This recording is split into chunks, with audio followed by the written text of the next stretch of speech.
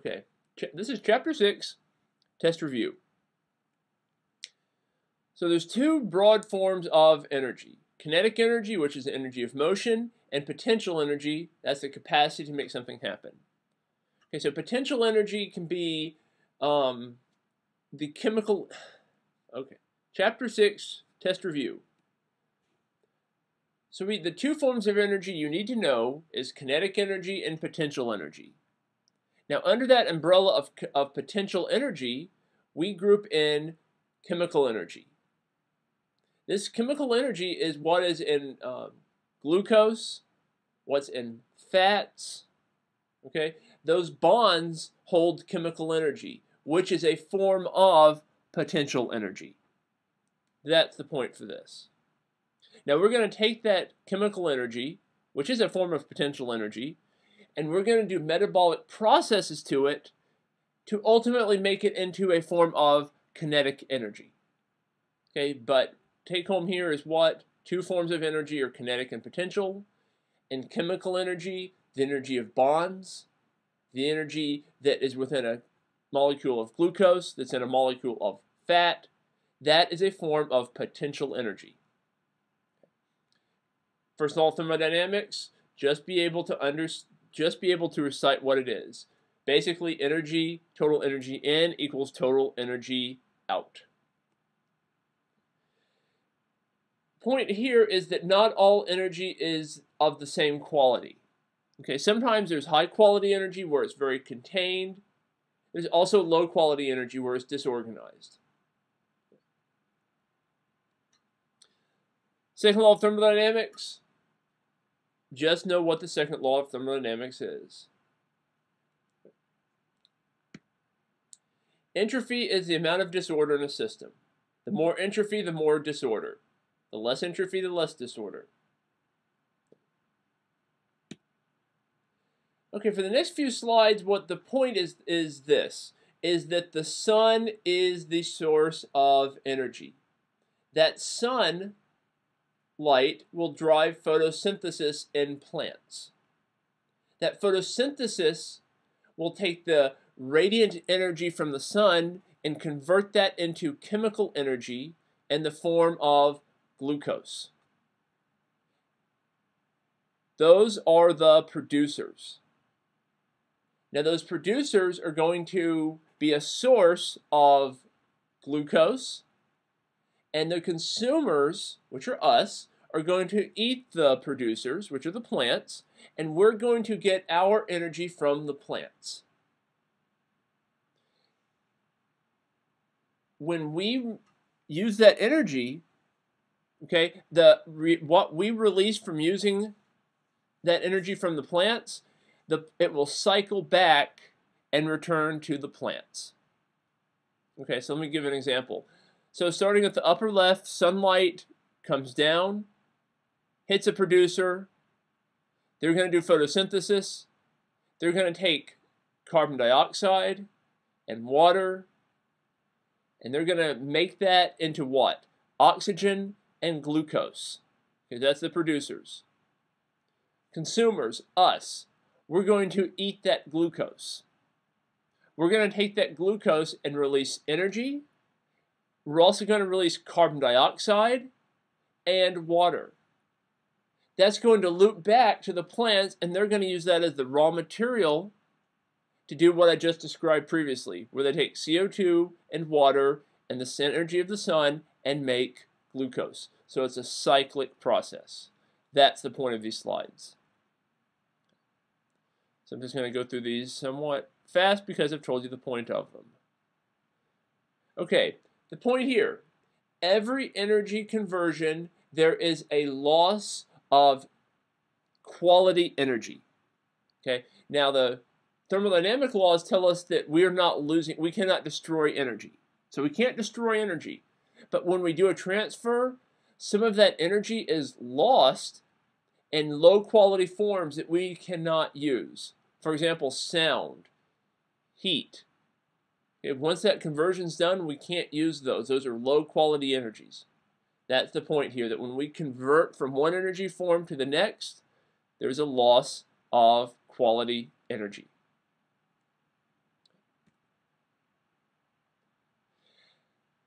This is talking about that loss, and also talking about that loss in a biological system. Point here is what?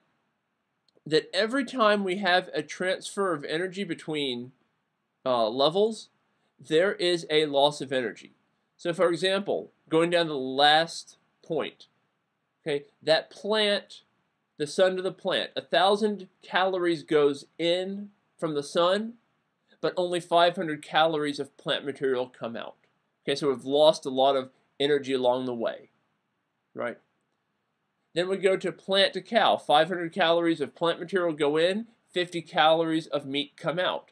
Why? That cow's going to eat that plant material. That cow's going to get warm, right? Cow's warm. Well, that's heat energy that it's losing. Okay, a lot of the energy that cow uses just for basic metabolism is lost. So only 50 calories of meat are going to come out the other end. We put in 500, only 50 calories of meat come on the other end, meaning that 450 calories have been lost to other processes. So we eat 50 calories of meat. It's bite or too full. Okay, we only get about 5 calories of work out of it. Okay, because why? You feel yourself. You're warm, aren't you? Yeah, because that's heat energy. That's a loss of energy from heat. So you need more calories taken in than of work you're going to be able to do. Okay, so the point here is what? At every conversion, there is a loss of usable energy. What goes in usable energy comes out less in usable energy. That's the point. Okay. Here's the point. Energy that goes in does not equal the energy that comes out.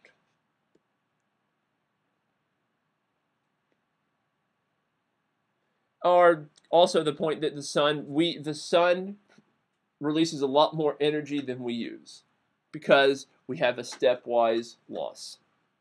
Okay. This one, just know what these are. Chemical reaction, what a reactant is, and what a product is. A chemical reaction is when you take ions or atoms and they interact to form a product. Okay. So just know what a chemical reaction is, what a reactant is. A reactant is what goes into a chemical reaction, and a product is what comes out of a chemical reaction. Just know the definitions. Another one you have to know the definitions on. Catalyst is something that speeds up a chemical reaction. It doesn't lower the it does not start the reaction, it just speeds it up. It lowers the energy requirement for the reaction. Now, enzymes are a form of a catalyst. They do what a catalyst does. We can call them biological catalysts, because these are going to speed up the rate of reactions in biological systems. Cofactor and coenzyme, you can read the definitions. I'm more concerned that you know what a catalyst is and an enzyme is. Those are the ones I want you to focus on. But these other ones might be on the test, but I want you to focus on the first two. Okay, activation energy. I just said that what? Catalyst, an enzyme is a biological catalyst. They lower the activation energy. And because they lower the activation energy, you see that hill in the middle? It says activation energy in that arrow. It's going to lower that level. Because it lowers that level, reactions happen faster. Okay, so what do you want to know here? An activation energy is the minimum amount of energy to get a reaction started. And also that enzymes lower this requirement. Okay, so for example, let's use an example here.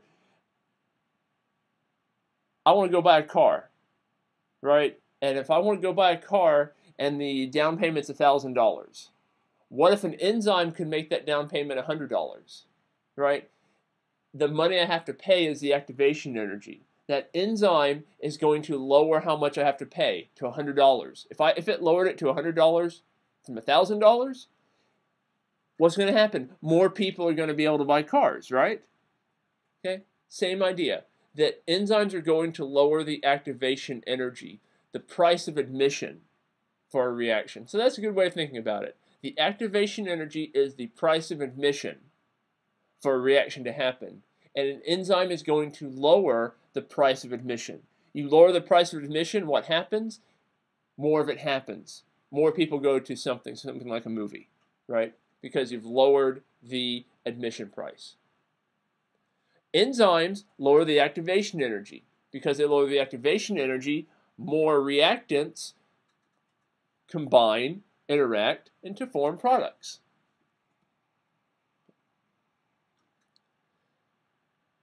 This one is just saying that activation energy varies. Also, the reason we don't have like burnt wood burning spontaneously is because that requires activation energy. But once that activation energy is reached and that reaction's happening, that reaction can provide further activation energy. Okay, so look at that example of wood burning. The wood just does not spontaneously start.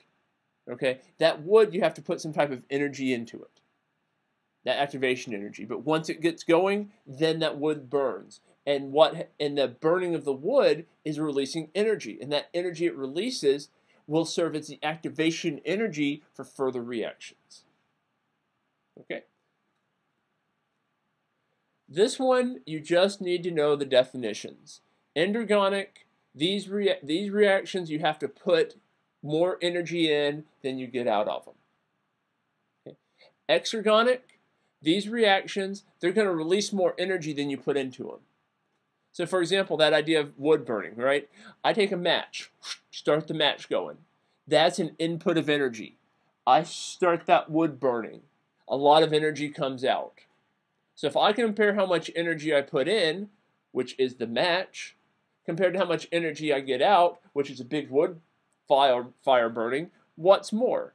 Well, of course, that fire burning is more energy. But I had to put energy into it. But if I compare the energy in to the energy out, I have to say that I get more energy out, that whole pile of wood burning, than the energy it took to put into it, which was a match burning. Okay. But just know the definitions here. ATP is a small energy carrier of the cell. I use this analogy to try to make a point that ATP is like $20 bills, right? Glucose, fats, those are like $1,000 bills. They have a lot of worth. They have a lot of energy. But they're so big you can't use them. No one takes them. ATP, on the other hand, these are like $20 bills. They're very small amounts of energy, but they're usable energy. You go anywhere and someone's going to take that $20 bill. Same thing in the cell. The cell does not use glucose directly as an energy source. What it does is it's going to convert it to ATP. Okay, and we talked about that with glycolysis, Krebs cycle, oxidative phosphorylation. It's going to make that stack of 20s to be able to spend. But on the other hand, if it wants to transport energy around, right?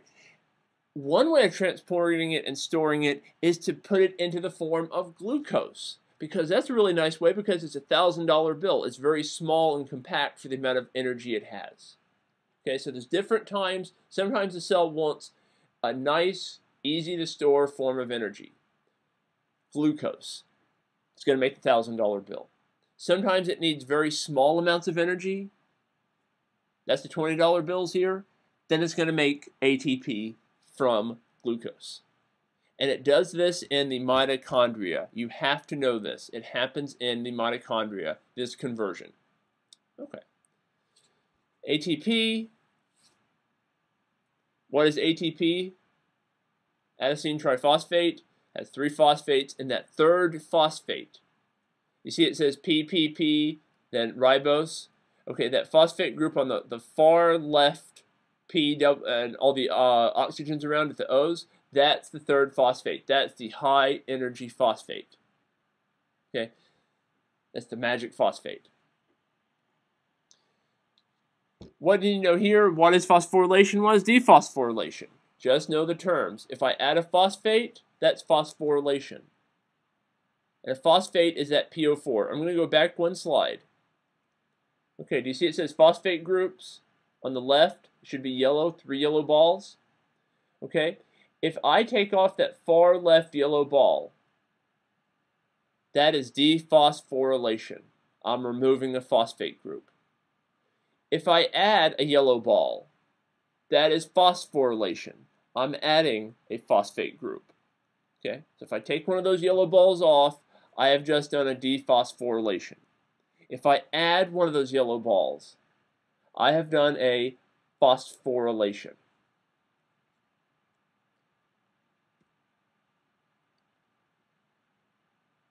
Okay, we kind of covered this before, how enzymes work. They lower the activation energy, but this is kind of more specific. How enzymes work, we talked about this with a yellow and blue ball in class. Is there, think of your hands as an enzyme. What happens is those enzymes are going to grab and reach out and pull in substrates close to them and get them to react. That's essentially how an enzyme works. It is going to put things in very close association, and when it does, it makes them form a bond, and sometimes it'll help to break a bond. Whatever the case is, an enzyme just is a molecule that helps to put things in very close approximation, puts them very close together so they react. Okay, that's what an enzyme does. What's an active site? An active site is just the area where a substrate fits into an enzyme. Okay, an active site is where a substrate fits into an enzyme. A substrate is what the enzyme works on. Okay, and a substrate is what that enzyme is going to come in and somehow change around.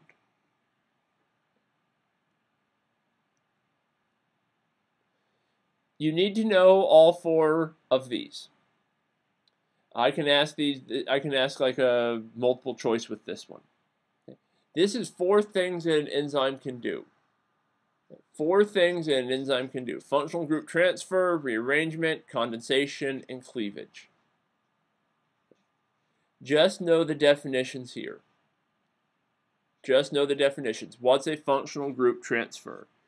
When that enzyme picks one functional group from a molecule and puts it onto another one. Rearrangement, you change the bonds around.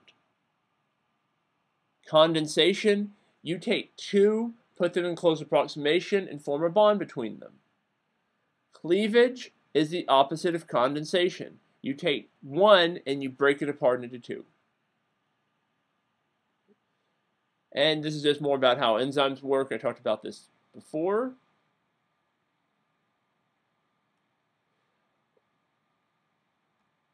Important point here.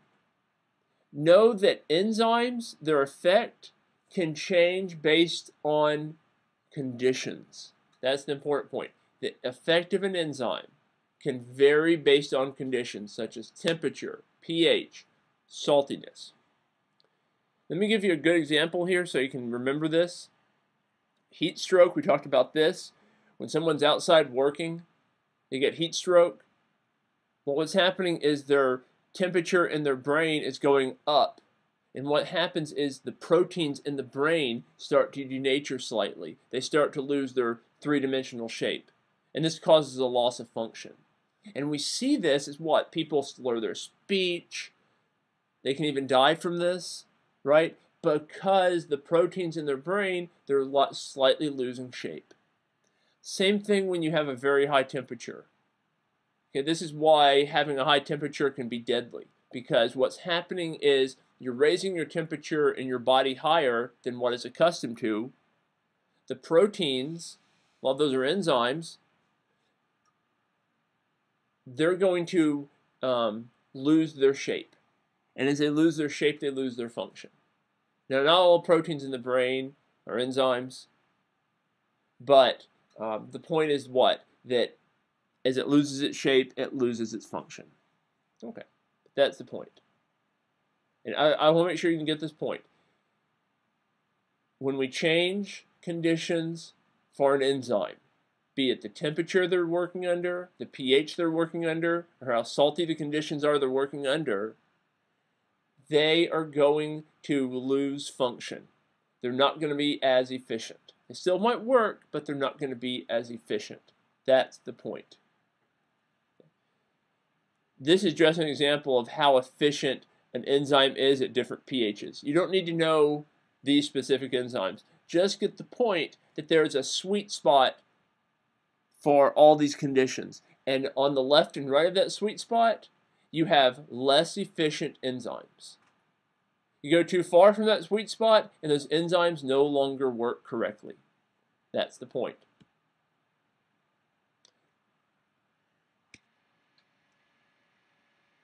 Now, we talked about metabolic pathways later on. But remember we talked about glycolysis, Krebs cycle, Calvin cycle? Those are metabolic pathways.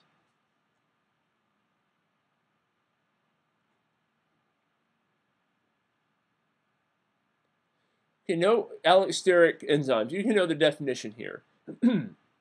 These are a case where an enzyme is controlled. Okay, enzymes where we said what? They break down things, they build things up. That sounds great. But also know that that has to be regulated. That action has to be regulated. Because if it's not regulated, it can go out of control. So sometimes an enzyme can have something like a key that fits in it that will turn it off. Okay, that's an allosteric inhibitor. Sometimes they'll have a place you put a key in and it turns it on. That's an allosteric activator. So just know that enzymes can be turned on and off, and they can be regulated.